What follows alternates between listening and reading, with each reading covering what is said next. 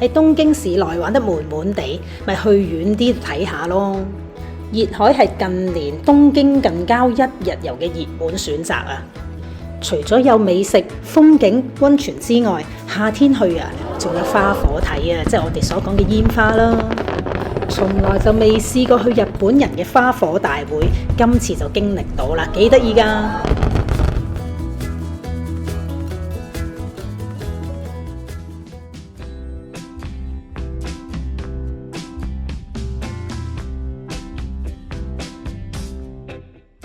搭咗個幾鐘頭車，第一站嚟到萊宮神社，係日本好傳統嘅神社嚟嘅。睇下幾多鳥居可以俾大家打下卡。而萊宮最出名嘅並唔係鳥居，而係呢一棵有2000年歷史嘅古樹啊！呢一棵神木叫做大楠。聽聞咧係一個能量景點嚟嘅，大家嚟到咧就感受下佢嘅靈氣，吸收下天地嘅精華。至於係咪真嘅，大家要自己嚟感受下先得啦。呢個神社就唔係好大，但係周圍都好多樹木嘅，充滿大自然嘅氣息。而裏邊有一間好出名嘅抹茶甜品店，大家嚟到咧一定要過嚟幫襯下嘅。仲有個好靚嘅花園仔可以坐喺嗰度食㗎。呢個套餐有雪糕、有果子，仲有綠茶飲添啊，幾豐富！打卡仲啱晒添啊！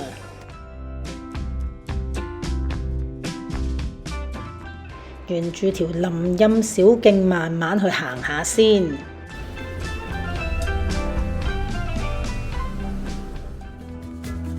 去完萊宮神社之後，我哋嚟到熱海最出名嘅沙灘啊！我哋今晚就會喺呢度睇煙花嘅。未夠鐘，梗係去行下街先啦。行咗幾步，已經見到間名物啦。但係好得意喎，大佬，佢係有啲好特別嘅鮮果，你睇下。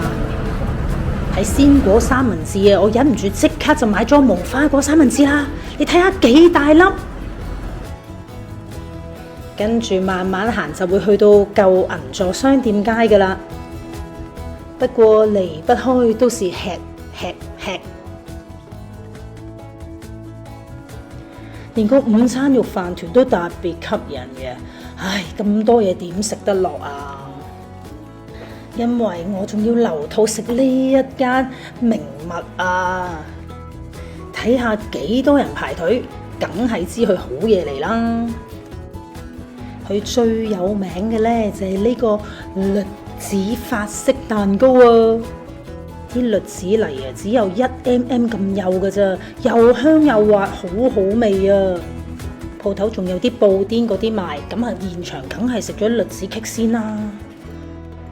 喺商店街有好多間老牌嘅餐廳，唉，所以我都唔知揀邊間好啊，好似間間都好吸引咁樣。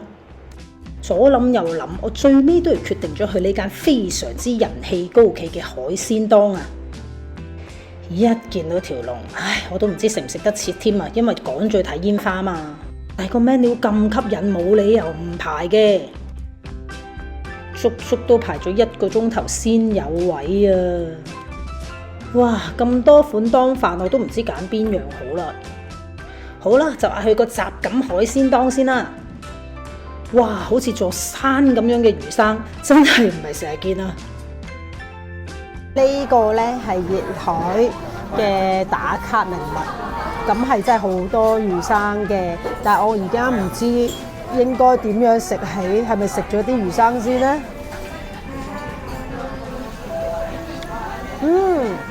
好甜，但係我完全冇辦法揾到啲飯，哈哈！我驚佢冧啊！好好吃！哇！原來咧佢上半部咧全部都係魚生，係冇飯啊，好犀利啊！鋪頭有教最後嘅食法就係加翻少少湯落去，再一齊食一個好似茶漬飯咁樣咯。我仲嗌咗個金木雕當飯，哇！啲金木雕多到咧，一邊係魚生，另一邊係火隻嘅，一次過食2種味。再追加燒龍蝦，大滿足啊！頭先都話我未去過日本人嘅花火大會，花火大會我睇日劇嘅時候呢，就必定要有呢啲咁嘅夜市嘅。哇！4卡耶兩粒提子唔係嘛？雖然就食飽咗，但係都係要去睇下有咩好嘢食啊嘛！呢個係拉麵大阪燒啊！就咁炸薯條好似唔係幾吸引喎。離遠睇以為佢係咩啦，原來係香蕉嚟㗎，將啲香蕉整到咁靚，哎呀，真係好似好想食啊！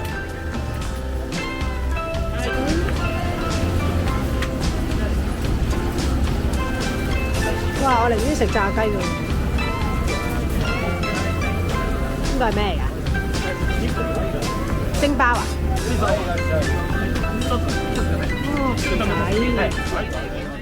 哇！啲燒魷魚咁大隻，好吸引啊！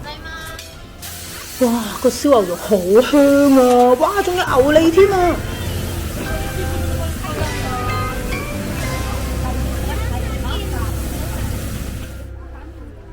行完啲美食攤檔，係時間返去沙灘嗰邊霸返個靚位，準備睇煙花啦！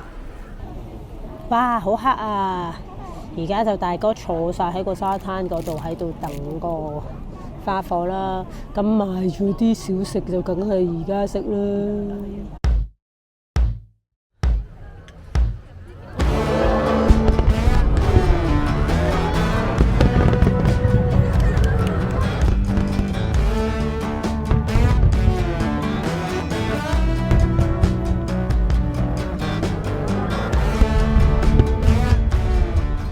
我一直以為呢一類嘅花火呢應該係流流地嘅，估唔到都幾有氣勢嘅喎。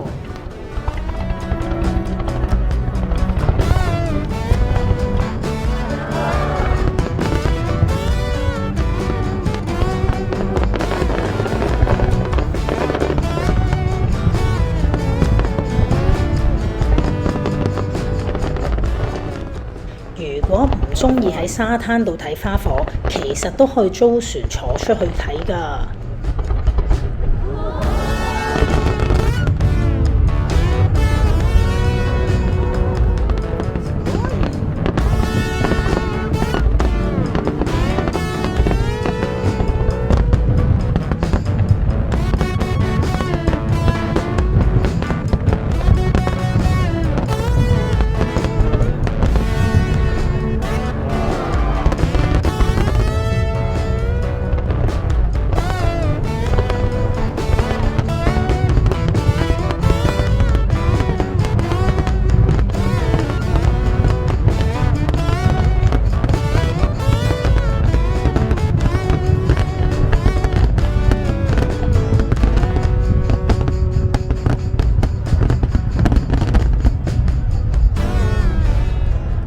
睇完花火就趕住走啦！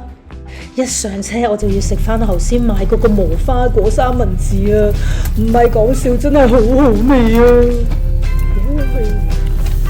我覺得可能係天嚟，可以黐成鹹鹹地啊，好好味啊！好多人去熱海都會住一晚，可以浸溫泉嘅。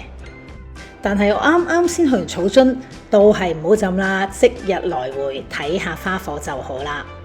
熱海嘅花火大會就全年都有嘅，夏天咧就特別密，所以大家去嘅時候你要查清楚時間先啦。